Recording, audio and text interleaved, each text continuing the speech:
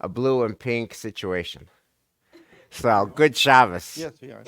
We are good to go. Yes. Let us thank God for the gift of learning Torah together. Baruch Baruch atah atah Adonai Adonai Eloheinu Eloheinu melech melech haolam, haolam, asher asher קידשנו קידשנו tzivanu במצוותיו וציוונו v'tzivanu לעסוק la'asok בדברי b'divrei תורה. Torah. Baruch Ha'areh Adonai Eloheinu Eloheinu את et דברי divrei תורתך toratcha בפינו ובפי עמך בית ישראל. ונהיה אנחנו וצאצאינו וצאצאי עמך בית ישראל. כולנו יודעי שמך ולומדי תורתך לשמה.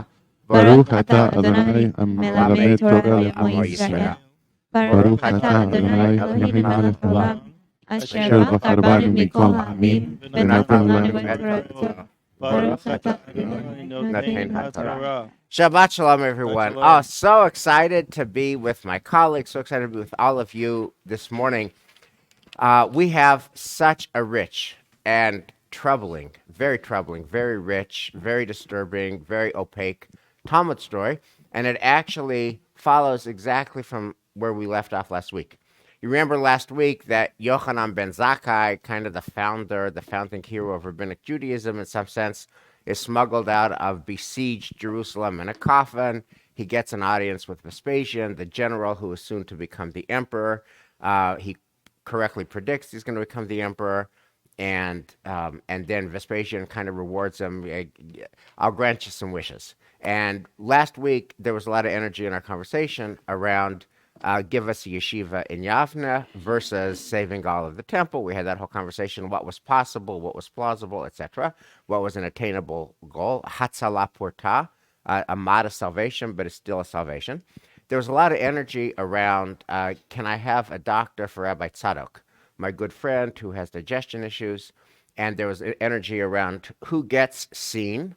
Rabbi Tzadok got seen. That's very lovely. Who gets chesed from a community? That's lovely. And who does not get seen? What about all the people that were slain by the Roman army who didn't get seen? Rabbi Tzadok had his digestion problems dealt with, but a lot of Jews died. And how do we see as many people as we can possibly see? The third piece of Rabbi Yochanan ben Zakkai's request was this yeshiva that we're going to have at Yavne. Can the family of Gamliel always be the head? Can we get kind of the Roman government's imprimatur that it's dynastic from Gamliel the father to Gamliel the son, basically indefinitely? And that was the case. And our class today begins with what happens when somebody is a dynastic leader, when they are therefore not really held accountable. There's not an election. There's not a board of directors. There's not a board of trustees. There's not a first Tuesday in November. It's dynastic. What does that look like? So here's the facts of this story. And the following facts, and you can judge for yourself, are going to be incontrovertible. I mean, this is not a spin. This is just fact. And then the conclusion is also fact. And the energy in the story is how all this fits together. Here's the facts. Rabban Gamliel, who is the Nasi, the patriarch, publicly humiliates Rabbi Joshua, who we come to learn is poor, as a poor blacksmith rabbi. And they have a dispute about a technical nature of religious law. Is the evening service, is Ma'ariv an obligation or is it voluntary? And Rabban Gamliel says it's an obligation. Rabbi Yeshua says it's voluntary. If you want to do it, you can do it. That was what he actually believed, but when it came time for the yeshiva, once Rabban Gamliel made it known that he felt it was an obligation, Rabbi Yehoshua swallows his position. He aligns with the view of the Nasi, and he says, okay, obligation, doesn't argue. But the fact that he believed it to be voluntary, Rabban Gamliel says, hey, didn't you say it was voluntary? I heard that you thought it was voluntary. And then he goes and publicly humiliates him and makes him stand and kind of be like the dunce in the corner of the room. So much so that all the other students in the yeshiva are uncomfortable and say, stop. That's incontrovertible.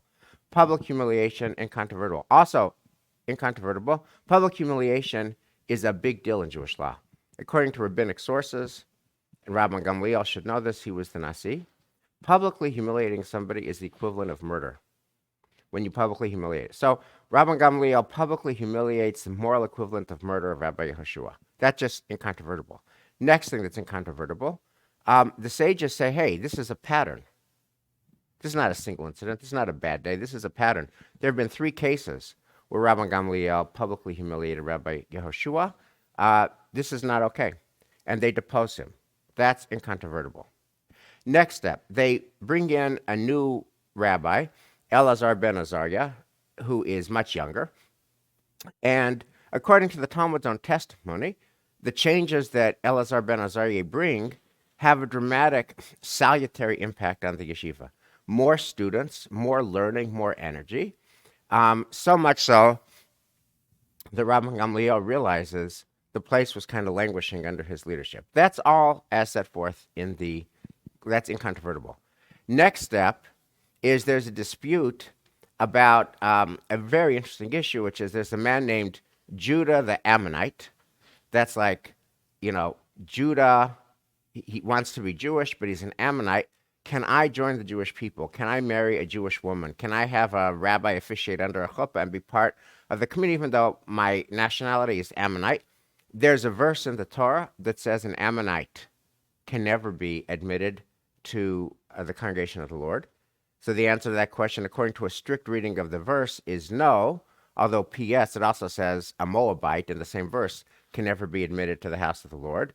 And Ruth, of course, is a Moabite, and her descendant, of course, is King David. So this verse that says no Ammonite or no Moabite can ever be admitted to the house of the Lord, can never be Jewish.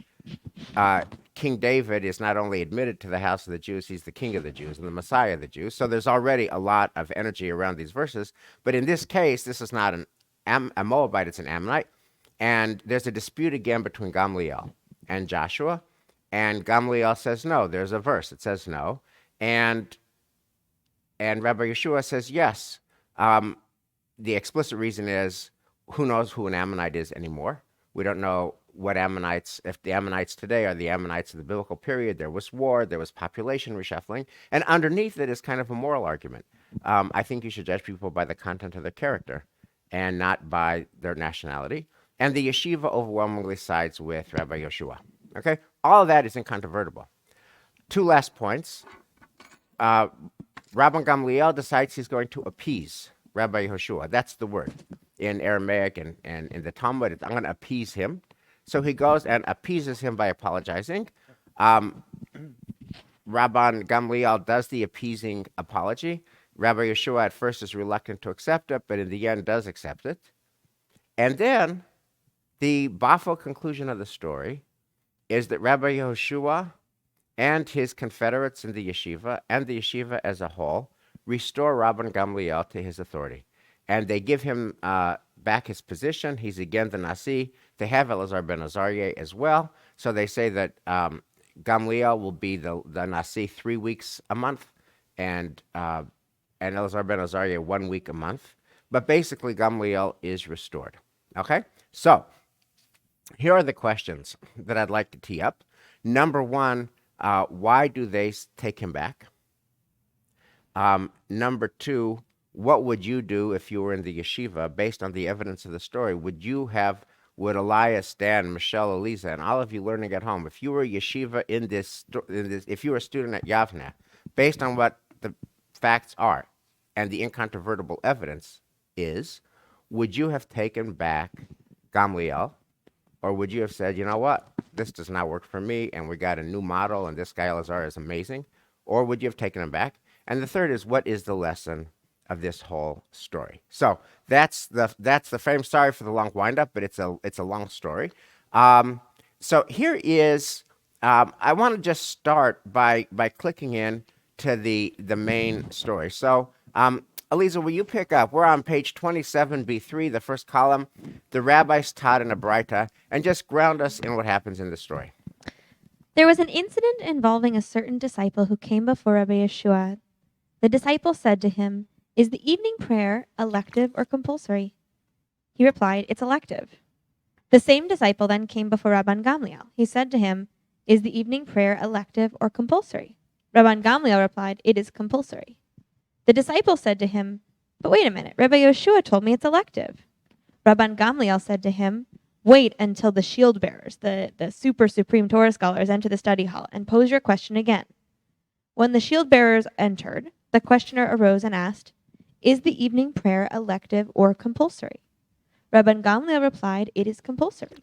Rabban Gamliel then said to the sages, "Is there anyone who disputes this ruling?" Rabbi Yoshua said to him, "No." Rabban Gamliel said to him, "Wait a minute. But in your name it was reported to me that the evening prayer is elective." Said Rabban Gamliel to Rabbi Yoshua, "Stand up on your feet and let them testify against you." Yoshua stood up on his feet and said, "Were I alive and he dead, I would be able to deny my ruling, for the living are able to contradict the dead.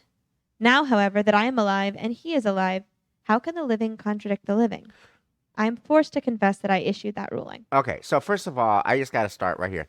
This is a temperature of 104.5 for the Jewish people. I mean, the very fact that this happened to me is a temperature of 104.5. You remember that the very first question in the Talmud is Me'ematai Korina Shema Ba'arvit. What's the window of opportunity for davening the evening service? And there's three, window A, window B, window C, and they each survive, and they're each independent, and they're each valid, and they each have a reason.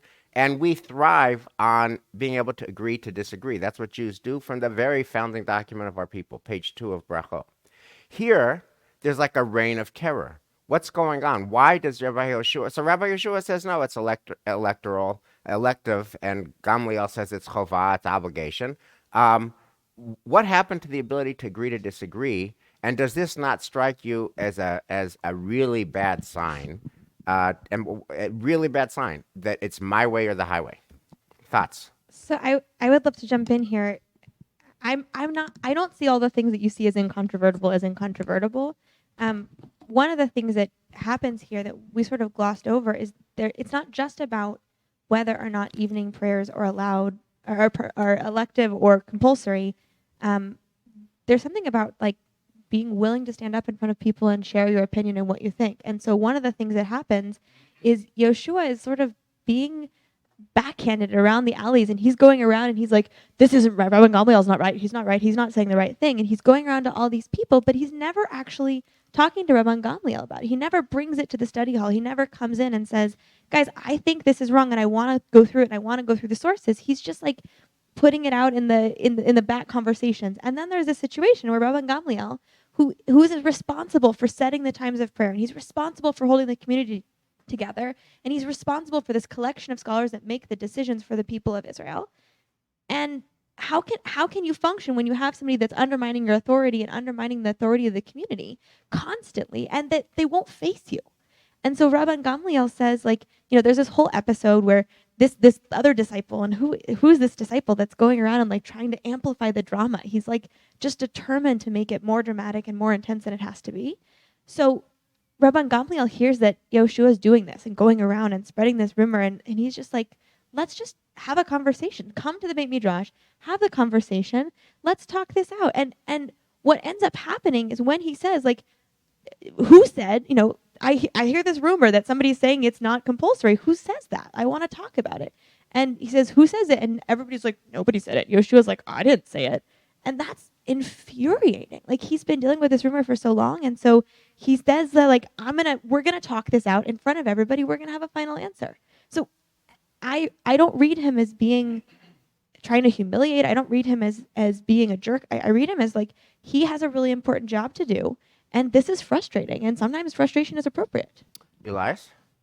Yes, so I'm reading here in the Talmud that we should all apply this rule of doing Mariv optional. So we can have more free time among us, go out for dinner.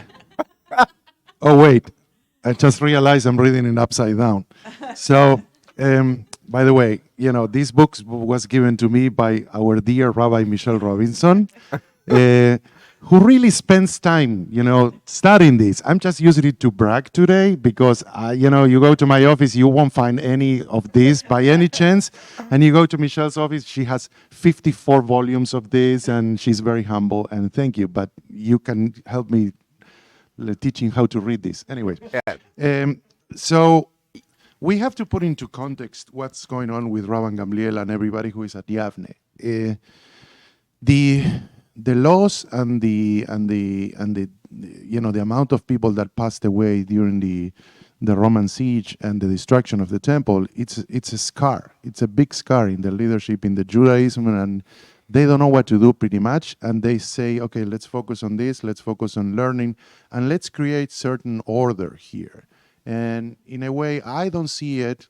We have to agree again. So I don't see that Rabbi Gamliel, he just wants to create some authority there, and he's the leader. He was the one who was assigned. There is this whole line of family, the dynasty, and I don't see him as a bad guy. I think that they have the scar that they had about all these people fighting among each other, in Jerusalem, and before the Romans attack, the zealots and all these people created such a big problem among Judaism that they want to unify. I see this guy as a unifier, Right. more than as a controversial leader. Okay, so Dan and Michelle, I'll get you in a minute, but we just have to double click here because I want to ask them, Elias and Eliza both interpret Rabban Gamliel in sympathetic ways.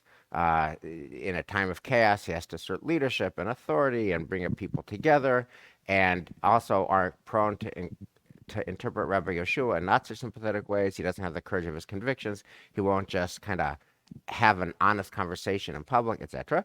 So I want to ask you if your interpretations are sustainable, if they're consistent with the pshat of the text. So let's keep going. Elias, where you pick up with the Braita goes on, Rabban Gamliel continued. So I don't know how to read this Talmud. You ask me to read this, that it's even more difficult. Rabban Gamliel continued. Rabbi Gamliel continued, sitting and lecturing, and Rabbi Yehoshua remained standing on his feet until all the people murmured in indignation and said to the chutzpis, Shkoyach, the announcer, and he stopped. No, they said to Chutzpah, the announcer stopped, and he stopped. Yes. And then just read the next paragraph. The saga continues. Yeah, the saga continues. They said, how long will Rabban Gamliel go on distressing Rabban Yeshua? On Rosh Hashanah last year, he distressed him. In the matter of the firstborn in the incident with Rabbi Tzadok, he distressed him. Here, too, he distresses him. Come, let us depose him. Okay, so I just want to push back and challenge both of you, Elias and Eliza. You're sympathetic to Rabban Gamliel, but the pshat of the story, as I read it, is that the sages in the yeshiva at Yavne are not sympathetic. They see this as humiliation. And that whatever it is, I mean, this is lost to us, this whole incident with Chutzpis, the announcer, but when Rabbi Gamliel had to, he continued to lecture, and Rabbi Yeshua had to remain standing on his feet, kind of like, there's something about this that partakes of public humiliation. That's how it was interpreted at the time. And then the sages in the yeshiva put this in a context, and they used the P word pattern. There's that pattern here. So how does that affect your guys' reading? So I think it's really important to look at what's actually happening here. And I think that, we often experience things differently than they are intended, right? There are moments of heat where we are very passionate about something and we get heated up and we're not angry. Yeah, it never happens. But we're not angry, but we're very this has to be a thing, and we need to talk about it. And I'm feeling like this is clear. We need to talk about it. This is a clear case. And sometimes that can feel intense and challenged in a way that it wasn't intended. So I just want to name that. I think it's also important to look at what's actually being cited here. So let's just look at this first example that Rabban Gamliel takes.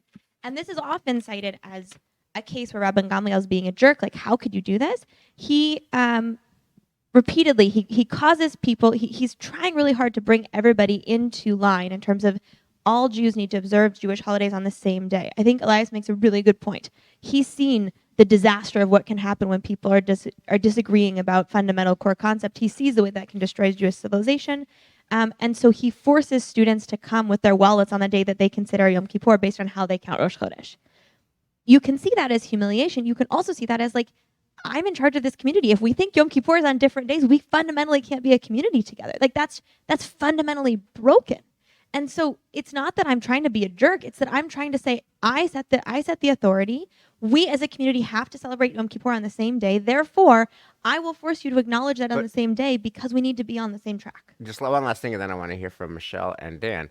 But the incontrovertible fact is that the yeshiva students at Yavne, in real time, they interpret what he does as crossing the line into public humiliation, and they depose him. was you're justifying it after the fact in the year 2021. You're saying, hey, he had a tough job, yada, yada, yada. But the people who at the time lived with him said, this is not okay. This is not who we are. We're done with him. Now, Yeah. right. So how No, do you no, square that? I see your side of the story as well. At the end, Alisa and I will be right because he gets reinstituted. Yes. But I think that there are two things here. One is that he is a little bit of a prick. You know, he says in the footnote here, it says that he didn't tell the other guy that it was Yom Kippur, so the other guy comes with a stick and carrying money. He's playing a prank on him. You know. Right. Anyway, so that goes too far. It's like some of my jokes. But anyways, what I think is two things. One is the behavior that certain people could have at certain times during their lives. Another different thing is to judge the overall leadership of that person. And I think that the moral of the story, I'm probably jumping too fast, too ahead, is that he was a great leader, Gamliel. He had his flaws. He has very serious flaws, and he's called, by the yeshiva saying, hey, stop doing that. And then, we'll see more about the story. Okay, my dear friends, Michelle and Dan would love your take before I move to the next vignette. This is where I'm for a rare situation where I disagree with you guys.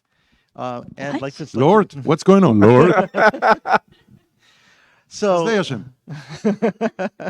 so you said Gamaliel is a great leader, and and looking in perspective of trying to create a sense of order and unity, I think is really important.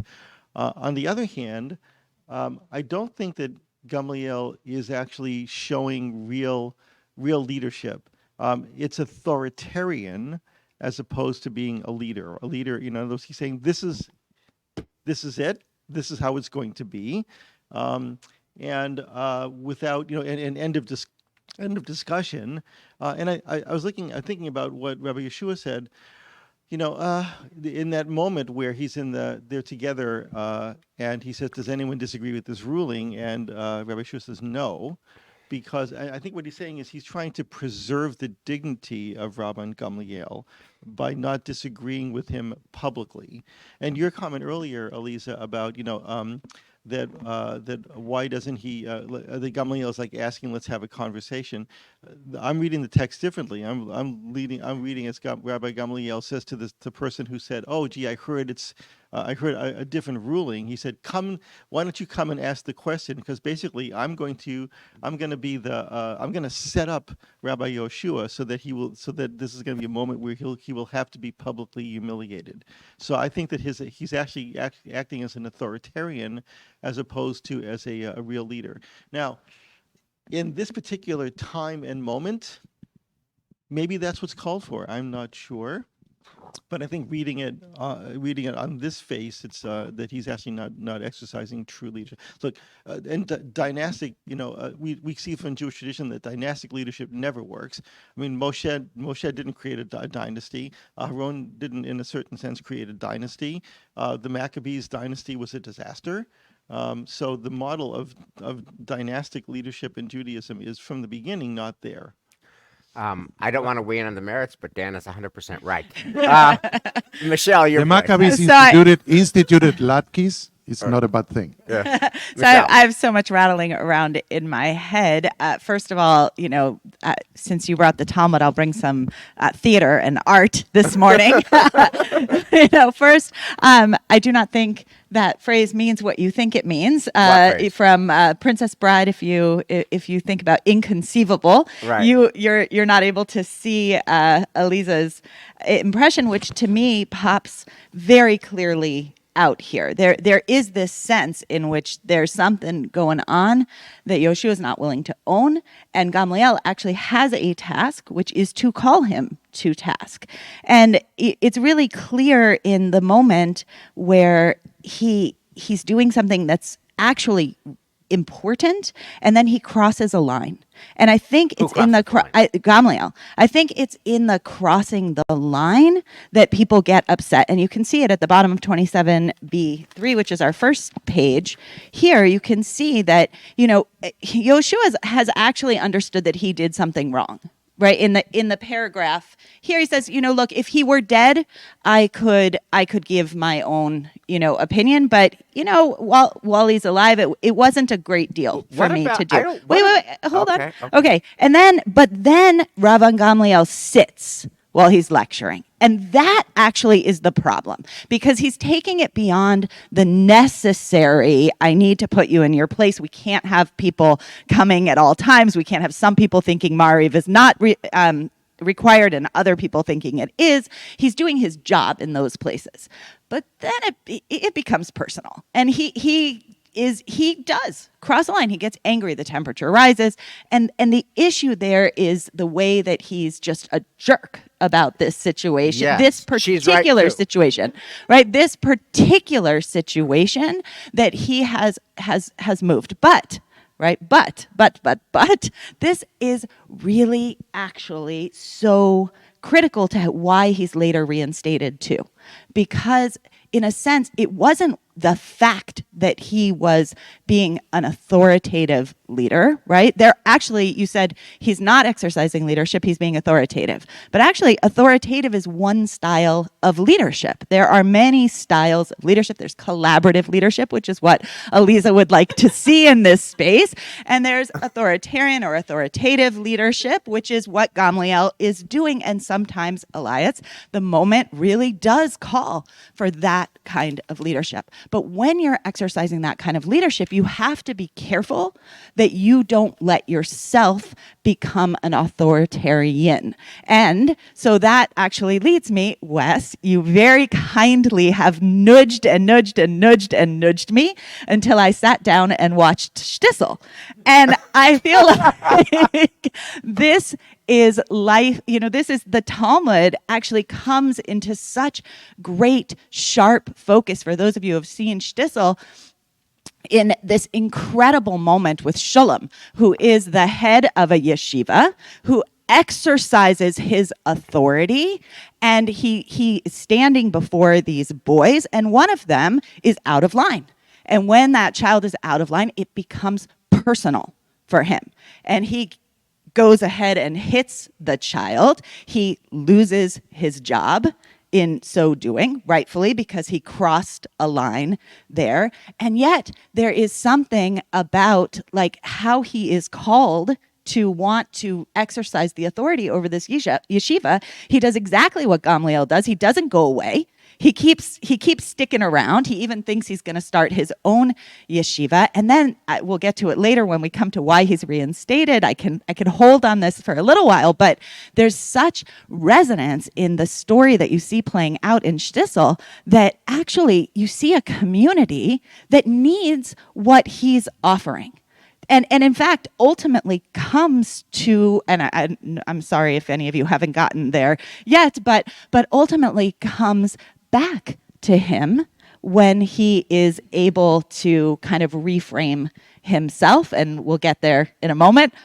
Dun, dun, dun, when you talk about why is he reinstated. Thank you, Michelle. Thank you, Dan. Elias. I want everybody to marinate on something. Yes. And we'll discuss it later. I'm pulling a West Garden shoot here. How many times we, as clergy, sat down with a bar mitzvah student or, adult learning or little, kids from the nursery school, and we were trying to teach them something, and then at some point they ask us a question or they tell us how they see different things, and that creates on us a click. And from then on, we say, wow, he was right, or she was right. And that is something that, well, I'm going to consider changing that. And from now on, I'm going to change it. To me, that's the ability that Rabban Gamliel is showing. Perhaps he didn't know other ways of leadership. The only way of leadership he was taught, or he was recreating from the Roman, way of leadership, is authoritarian. And then he gets to a point where somebody or a whole group teach him a lesson. Yeah. And he changes his way. So let's marinate on that. Okay, We'll talk we'll do about it. later. And he Okay, has so- to go through a process Right. over time, and it is actually over time, Right. where he has to figure out a different way to be. Yeah. So I just want to say one last thing, and then we'll move to the next vignette. the voice that I always have rattling in my head all the time is the voice of Rabbi Chill. Both the sound of his voice, which was soft and gentle and calm and reassuring, and also how he approached people, which was invariably loving and decent and respectful. That's my idea of a leader. That's my idea of a moral voice. And the notion of creating this kind of, this is my phrase now, reign of terror, where, is anyone here disagrees with me? Anyone here disagree with me? I say X, anyone say not X? Anyone? What? I thought I heard you say not X. That is just so anti-Rabbi Chill. That is so anti-decent. And the collective, in the shot of the text, references that. Okay, well, so we can agree to disagree. That's why it's Talmud. Let's move to the next thing. The next thing I want to talk about is, so they fire him temporarily. They'll rehire him, but they fire him. And now they bring in Elazar ben Azariah, and there's a lot of interest about why him, etc., but we don't have time for that. Let's just look at the impact of Elazar ben Azariah. So we're on page 28A1. And Michelle, can you read from the middle? The Gemara relates the vast changes. Absolutely, because this is where Shalom really clicks in here. Okay. It was taught in a Braita. That day, they removed the doorkeeper from the study hall, and permission was granted to all the students to enter. For Rabban Gamliel, when he was Nasi, would proclaim and say, any student who is inside is not as outside, who is sincere, may not enter the study. Who is not as sincere, right? May not enter the study hall. So, may I just do a little Perush here? Sure. So, Rabban Gamliel said standards. Rabbi Elazar ben Azariah said, come one, come all, everybody come learn in my yeshiva. Okay? Right. So can we just pause here? Yeah, okay. I'd love to. Yes. So, I mean, Michelle, you often say that I use the phrase I hate, and I really disagree with that, so I'm going to put it differently. Do you hate that? No, I just despise what Rabbi Gamliel does. The standard of kol tamid she'ein tocho kforo.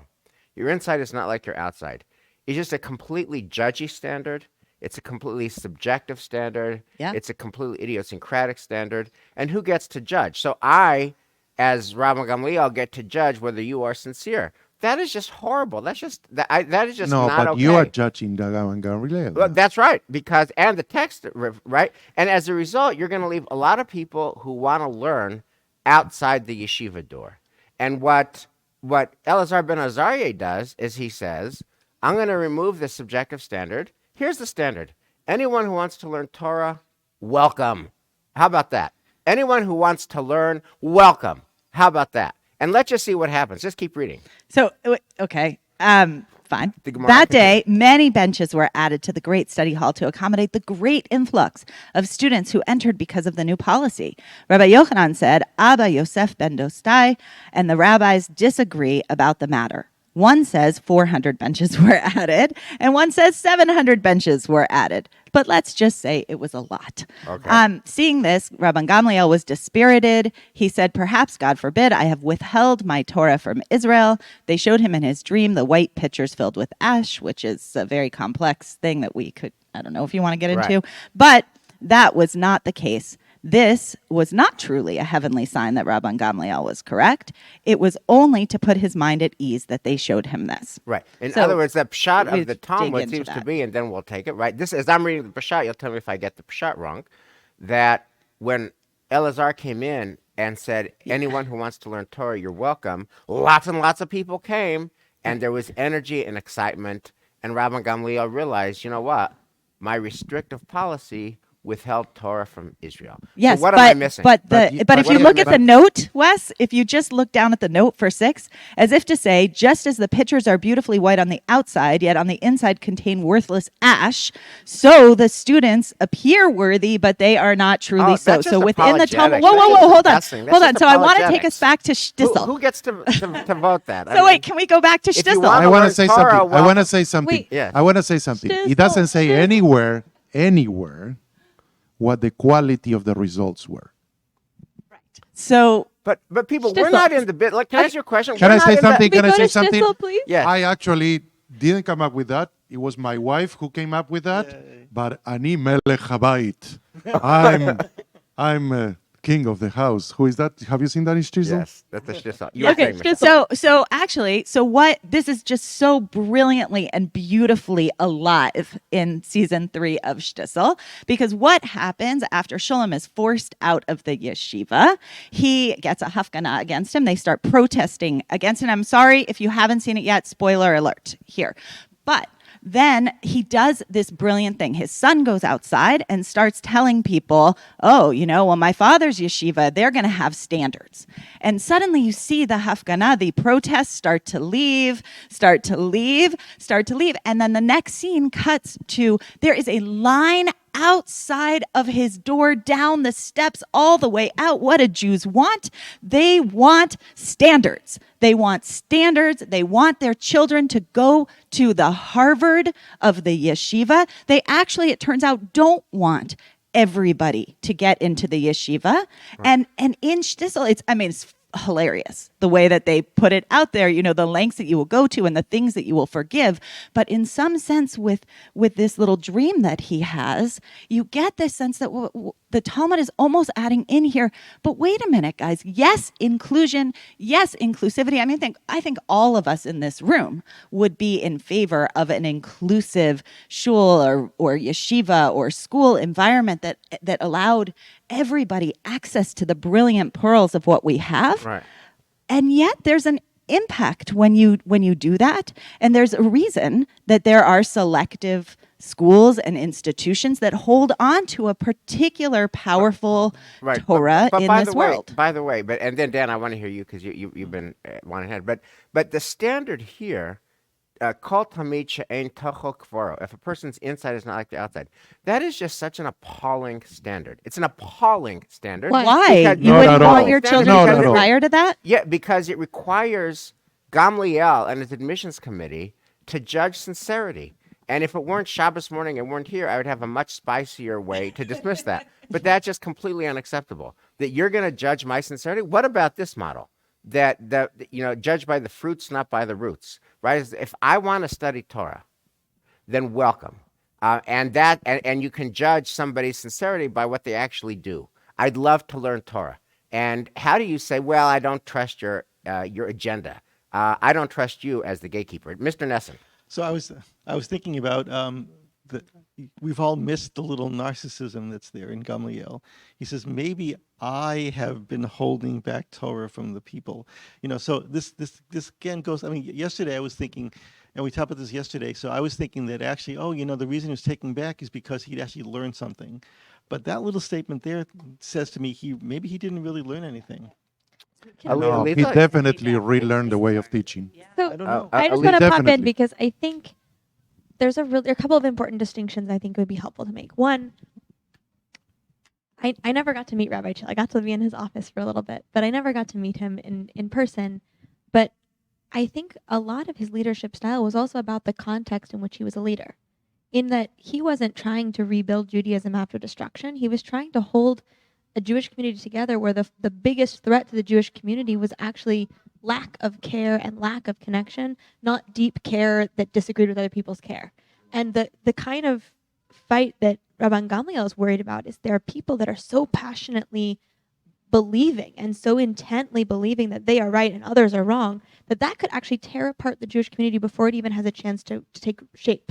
And so he's fighting for Judaism. He's fighting to recreate Judaism, and that's a really different situation. The other thing I think is really important for us to consider is what's the function of this Beit Midrash? Is the function of this Beit Midrash simply to learn Torah? Or is the function of this Beit Midrash to digest and process all of the learnings that we had in the temple and figure out a way to recreate Judaism moving forward that's going to be workable for the people? If it's the former, I totally agree with you, Wes. Then there's no reason to keep people out of the door. If it's just about learning, then yes, everyone should come in because we want to promote Torah and we want to promote learning. However, I don't see it as the former. I see it as the latter, that Rabban Gamliel is leading a group of very highly qualified scholars whose job it is to build a Judaism that is backwards, my Rebbe would say, backwards compatible and forwards compatible. They have to be smart enough to digest the tradition that has been and create intentional tradition moving forward that works for everybody. And so that requires a certain kind of person. If you let everybody in, the whole project could come up in flames. That's the same reason why you don't hire, like, if you're building a bridge, you hire engineers for the bridge. And it's not because you're a jerk and you're saying, like, this person, I'm almost done, this person is, you know, I don't like them because they don't think they're sincere. You're saying, like, I want an engineer because I want the bridge to be functional and I want people to be able to go over it. How many times Elias, we let me see? just ask Liz a question before, and you're next. Just to engage you for a second, is the shot of the story that the inclusive policy of Elazar ben Azariah was good? I don't think I'm with Elias on this one. I don't think we actually see the result. I mean, what their concerns are, they have different concerns. Elazar ben Azariah, he's a wealthy guy. He's got yichus, but he's not ever really quoted in big ways about his opinions. He's not really innovative. He's not really sharp. He's in that Haggadah. He doesn't even have a beard. For growing a beard. He doesn't even have a beard. All of a sudden, it goes white. He's not. I mean, he's a fine guy, but like when they bring him in because, in large part because he has enough money to be unstoppable by Rabban Gamliel because he has yichus. But he's not the kind of guy. Rabban Gamliel is cited. How many times is he cited? And how many brilliant opinions? And also, by the way, we're looking at this story as if this is the only story of Rabban Gamliel. He has incredible Torah about protecting the vulnerable, protecting the weak. When he thinks about women, for instance, he has a ruling that a woman can be freed from her marriage if just one witness sees her husband die, which liberated so many women from being agunot, from never being able to remarry. He was constantly thinking about the underprivileged and the challenge, and he's really a brilliant scholar in terms of understanding, interpreting tradition, and being, one of his other teachings. A bridegroom doesn't have to say the Shema on his wedding night. Like, that just takes so much stress off of a bridegroom. Like, he doesn't have to leave his bride. They can be together. Like, that's just deep compassion. That's Rabban Gamliel, and that's not like, he really believes, and we see here, he believes that the evening service is compulsory. Why doesn't he require it for a bridegroom? Because he has a heart, and we're sort of seeing half of him. And so I think we don't know what the end result is. What we know is that the community wanted a change. We don't know what the effect of that would have been. We don't know. Let's say that Gamliel didn't come back. Would Judaism have survived? Would they have been able to hold people together? I don't know. We don't see that. We never. Can I say something? I'm raising the Talmud, so you pay more attention to me. Anyways, so thank you. You went to JTS, right? I did. Yes, and all of us went to different cantorial schools or rabbinical schools, and we had an interview before we started. Yes. To ask us about different things, including moral judgment and including different things. So this is exactly what he's doing here. So I don't see anything wrong with that. Second, how many times we see in different students or different kids, our own kids, that they go to school and they are sometimes too smart for something and they get super bored.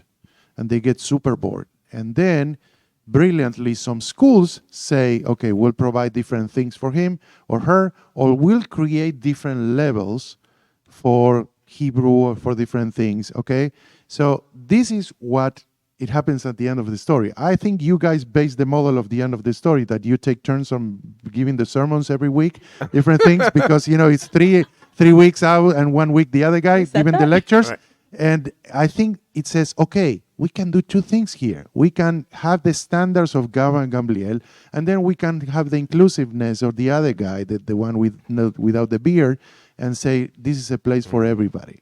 So I see both things coming together. I love that, and I really want to pick up on that because 700 benches in a yeshiva means that you have lecture hall classes. You have no seminar classes. And if you want to create leadership for the world and for the next generation, you need seminar classes, you need mentorship, you need people who are going to be in a position to have interaction that's deep and personal and meaningful with their teachers, which you can't create when you open the door wide for everyone. And, in going back just to Shtisel, one of the learnings of this, of the two that I saw so beautifully and brilliantly in that series is Shulam winds up having a entrance exam. But the entrance exam, if you listen to it, is like, there's not just the letter nun in our Jewish tradition. Who else is a nun, right? It's a very, not an easy question for us, Yoshua ben Nun, but any child could have answered that question. And so in a sense, he maintains his standard. He maintains the sense that there should be standards, and yet he makes it accessible enough. And my sense is that Rabban Gamliel actually has learned through this little dream that he has with the white pitchers filled with ash, and maybe that's not so, and he's learned to question himself. And just in that question, it enables him to share a space in a way that he couldn't have before. So okay, so such a rich story. I wanna end with a question, and I want to ask you who are watching at home this question, and I want to ask you, my dear colleagues, this question. Okay, which will kind of take a lot of the themes we've been talking about: warm and welcoming versus standards versus who do you let in, who do you not let in, and now it's concretized with a particular person. Okay, and a particular verse. So this is Deuteronomy 23:4, and we'll end with this with the question. Deuteronomy 23:4 says, "No Ammonite or Moabite shall be admitted into the congregation of the Lord. None of their descendants, even in the 10th generation, shall ever be admitted into the congregation of the Lord." Okay? And we talked about how Ruth herself undermines that whole principle because she's admitted and King David comes from her. So actually, a descendant of the Moabites is the king of the Jews. But this is the Ammonite part of the verse. And according to the verse, no Ammonite can come in. So a man comes in named Judah the Ammonite. And he says, I want in. I want into the yeshiva and I want to marry one of your daughters. And I want to raise a nice Jewish family. I want to have Jewish children. I want to be part of the Jewish community. Okay? And Gamliel says, hey, there's a verse that says no.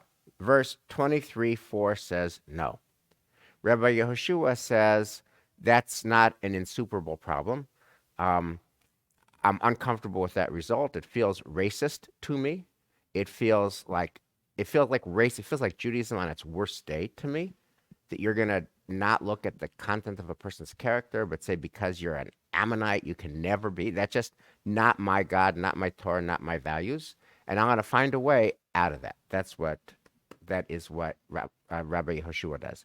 And the yeshiva sides with him. Here's my question: if you were deciding this issue, would you just interpret verse 23:4 literally and say, sorry, Judah the Ammonite, my hands are tied? Or would you find let me just finish. Or would you find a solution? And what does the fact that Rabban Gamliel did what he did? And what is the fact that Rabbi Yeshua did what he did?